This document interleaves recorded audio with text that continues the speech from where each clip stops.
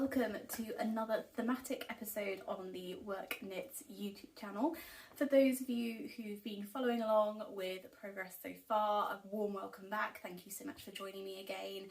For those of you who are new to this channel and are stumbling across this video, I'll just do a quick introduction just to give you the background.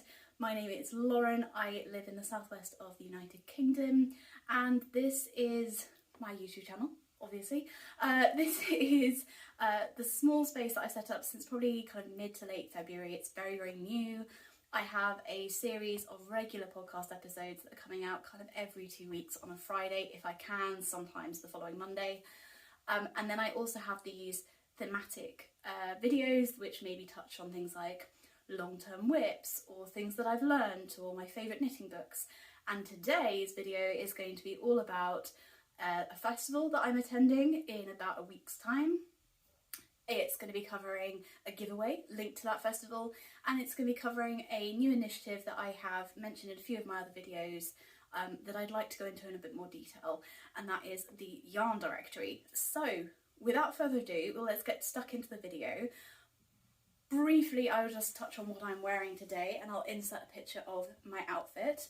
But I am wearing a version of the Strange Brew recipe by Tin Can Knits. I've knit this up in stripes rather than kind of stranded colour work, and the stripes are in a mini skein set from Malabrigo. It's their silk and merino singles, so I'd never knit a sweater in singles before, really wanted to try it. And I have done the dark blue stripes in Holst Garn in their, it's kind of like a dark navy black shade. It's got both in it. It is a 50% Falkland wool, 50% merino yarn. Comes in cakes and cones, and I love it. Some of my projects are in it. We are sporting the really messy bun, messy hair updo this morning. It is first thing on a Monday morning before work, and I wanted to jump on here to chat to you all. I have got my Able burner, putting some nice scent out into the room. I've got a coffee in my new Contigo on the go coffee flask, which my other half has just bought me to try and make coffee on the go a little bit easier. Trying it out today before I take it into the office this week. And I've got some notes because I don't want to be forgetting anything. So we're going to switch first to the yarn festival that's coming up. So I have mentioned this in a couple of my videos so far. I've kind of said I really want to dedicate some time to actually talk properly about the festival, and so apologies there hasn't been very much detail to date, but that's going to change. So getting my little notepad out again so I don't miss anything. So the festival that I'm going to is Wonderwool in Wales, and it is coming up this weekend. So this podcast will hopefully be produced and published the day that I am filming it, which is Monday the 17th.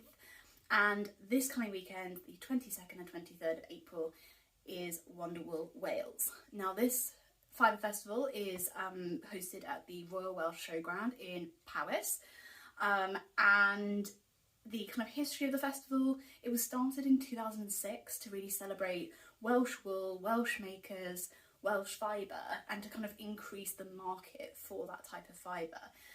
And since then it's been going strong, I believe pretty much every year since, probably plus or minus some COVID years. They were the winners of the best event in the Mid Wales Tourism Awards 2019-2020, and I think they've also been highly commended by the Knit and Crochet Awards UK. So a really fantastic event, absolutely enormous. I want to say, and I looked this up on the website and couldn't find the exact number, probably because I just missed it, but I think there's around 80 vendors, so it's huge. And admission, I was also really impressed with the kind of ticket entry cost. So for some of these festivals, quite understandably, due to kind of the insurance they need to get, due to kind of the cost of organising and running it, the logistics, the suppliers that kind of help the vendors. You know, you've got people vending food and beverage, you've got the venue hire, you've got all sorts. So often the ticket price is quite high. For this event, it's £12 for one day or £22 for the weekend, which again won't be in everyone's budget, but as a kind of entry cost, felt fairly reasonable and accessible. For me, I live in a location where I can get to the event space relatively easily. The cost of my travel will be fairly low, so this felt like a good event for me to attend. It's my very first Fibre Festival, so as I say, a good kind of starting point to foray into the Fibre Festival world. They have got a number of classes running at Wonderwall Wales. They've got, and I'm going to read from a list here, so apologies if I keep looking down. They've got needle felting, drop spindling, porcelain button making, crochet bracelets, woven willow bird feeders, wet felting, backstrap weaving, macrame, and then they've got choosing and using fleeces. So huge numbers of classes. I didn't click in to see kind of what the cost of those was and the details on who's running them, but I'm sure they're going to be absolutely fantastic. And if I was going for both days, I'd 100% be booking in to maybe the drop spindling one, maybe the porcelain button making, something a little bit new for me. And then in terms of exhibitors, now I did, the list is so long, I have not been able to go through and tell you absolutely all the exhibitors. What I did was I just did a kind of fast scroll on my phone and just have noted down the ones that the screen stopped scrolling on, but I only did that for the first like chunk of the alphabet. So I really do apologise to any exhibitors who are not going to be explicitly mentioned here in this video. However, I will come on to how I am going to be promoting those exhibitors generally in a second.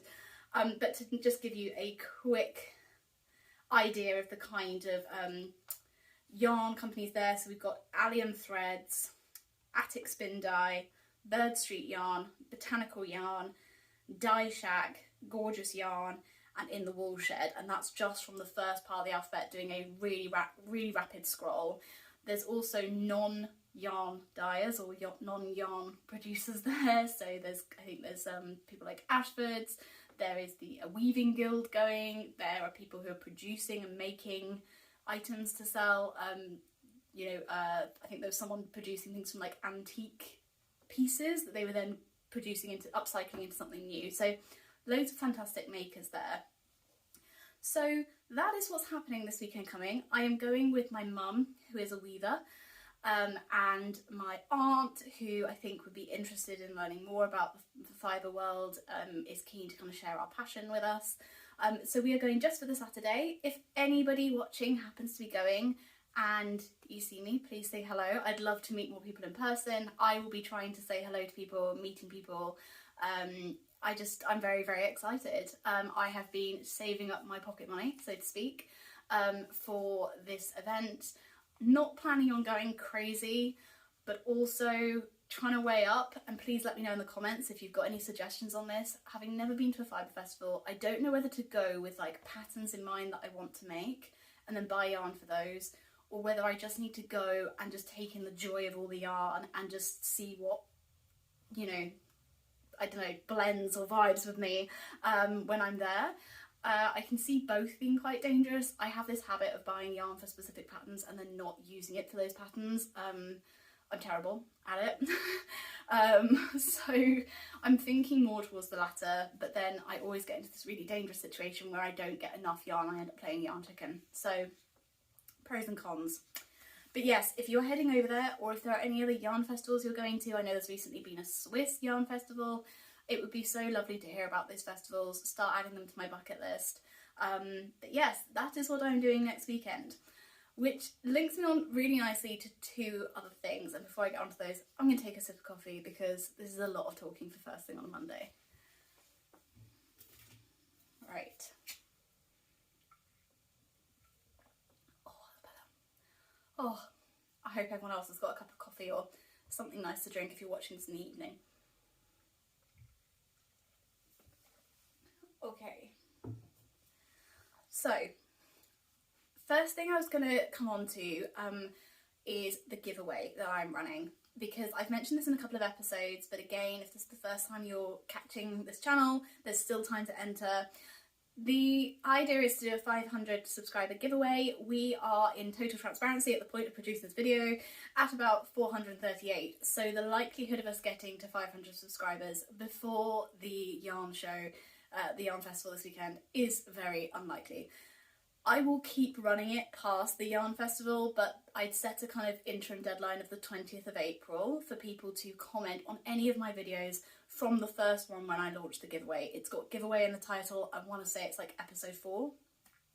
So any video, including that one, until the 20th of April, if you just comment, you can comment as many times as you like. You can, if you want a theme, you can introduce yourself, say what you're enjoying knitting or looking forward to knitting.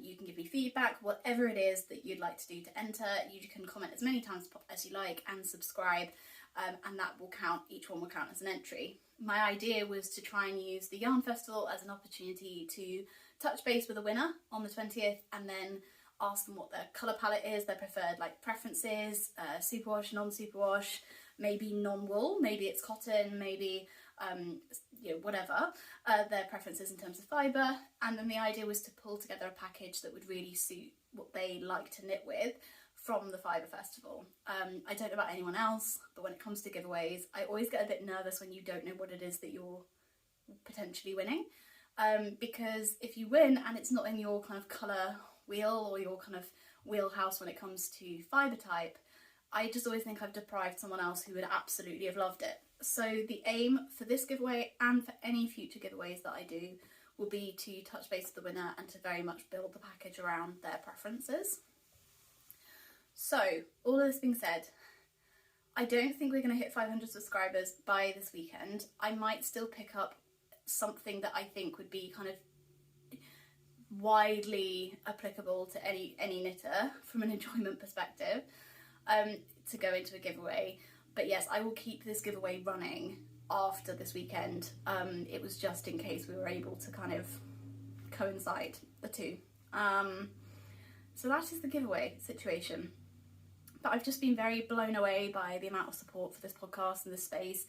I know there's been so many new podcasts coming up. There's obviously also an abundance of amazing podcasts already out and about in the stratosphere with quite a wide following. So the fact that people have been willing to spend some time with me and have been kind of hopefully enjoying that time has been amazing, and as I say, very, very humbling and unexpected. So thank you so much. My voice is going, so I need another drink of coffee before I go on to the final section of this video.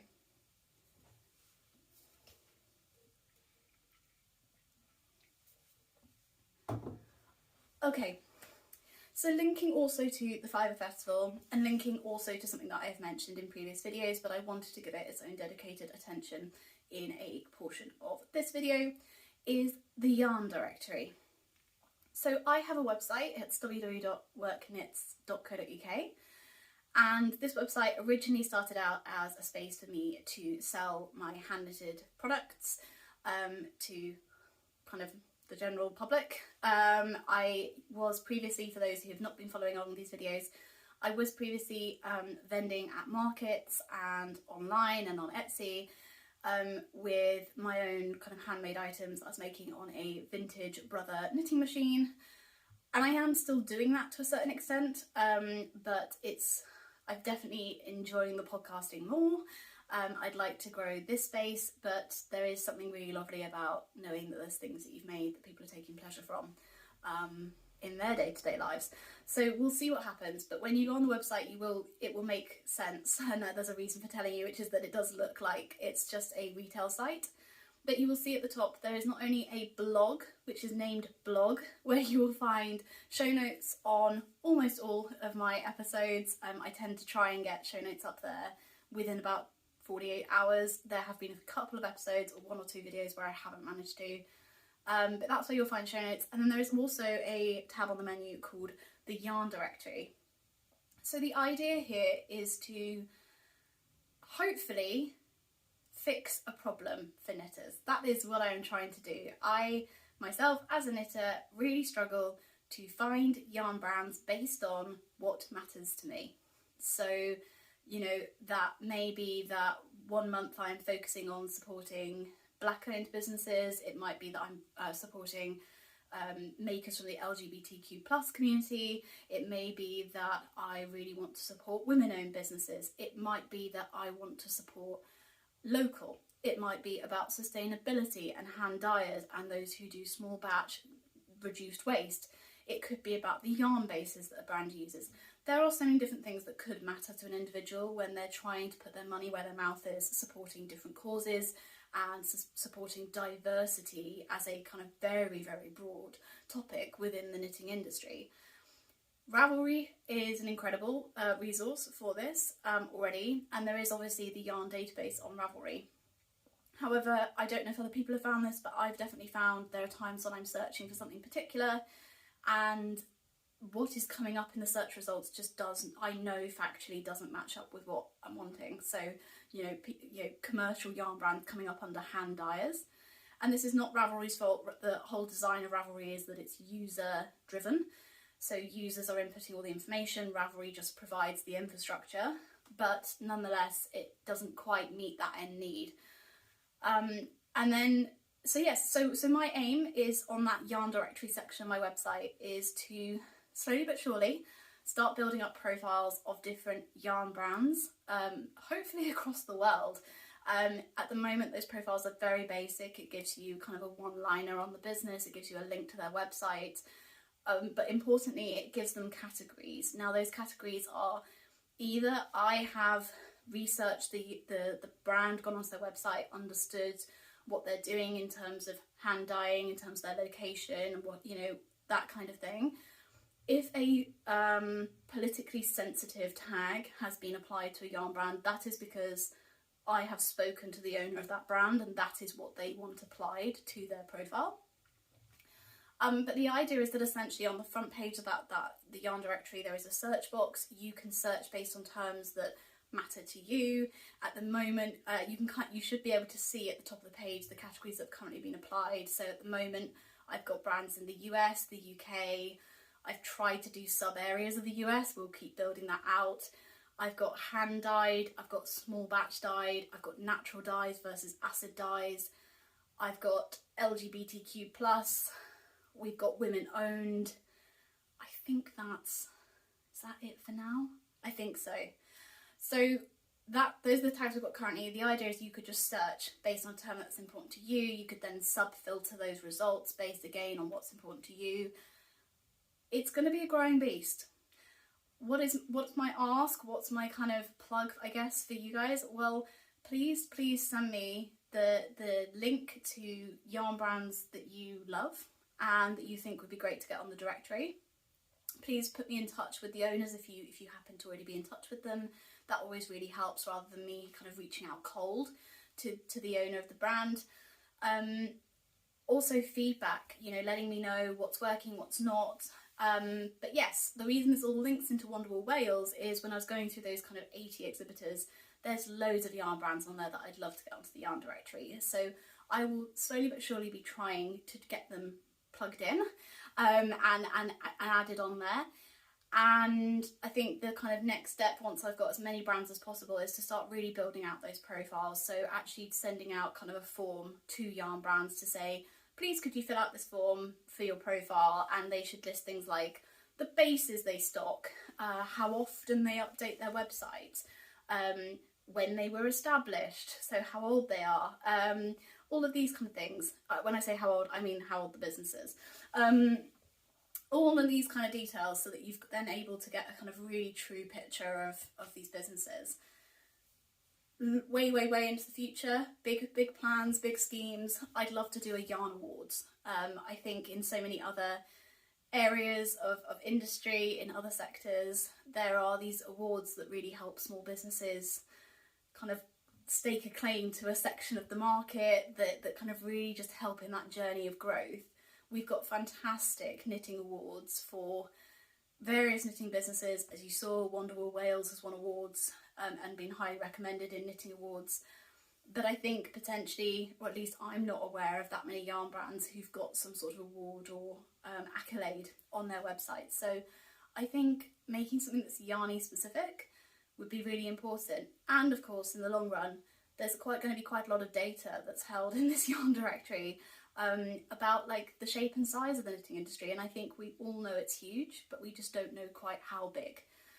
So if someone is then looking to set up a business, knowing how many other businesses are in their area, knowing the kind of market that they're stepping into is really important. I think seeing the kind of commercial side of the knitting business and helping makers succeed in the area that they want to succeed in is really important and something I'd love to be able to do if I can. I think we're in an industry where, you know, one person's win is not another person's loss. There is room for everybody in this community. Everyone's got their own creative vision. Everyone sees things just slightly differently, and that's the beauty of it. So I think there's room to support each other and grow the industry further. So anyway, apologies if that was a little bit of a ramble and a bit of a passion download, but I hope that idea excites you all. I hope that sounds like it'd be of use. And yeah, I'm excited to see where it goes. Keep letting me know. People have already sent me some names, so actually that'd be helpful, wouldn't it, to tell you who's already on there. Okay, we're talking very small numbers right now, I'm going to be honest, but we will get there. Right now we've got Madeline Tosh Yarns, Knittingale Yarns, Elliot and May, Loom Wool, Black Elephant, and I have got Pixie Yarns in draft. I need to put that up. I just need to reach out to the lovely Sophie and check that I've got all the details right. So yes, there is lots on there. As I said, loads more coming after Wonderwool Wales, but would love to hear from you who you want to see on there. Right, this was a very whistle-stop tour. If I've been speaking very fast, I apologise. I am pleased to be starting Monday morning off with a smile and to be talking to all of you and to be thinking about things that I love. What a good start to the week. I hope you have all had a really good start to the week, and I really look forward to speaking to you soon. Bye for now.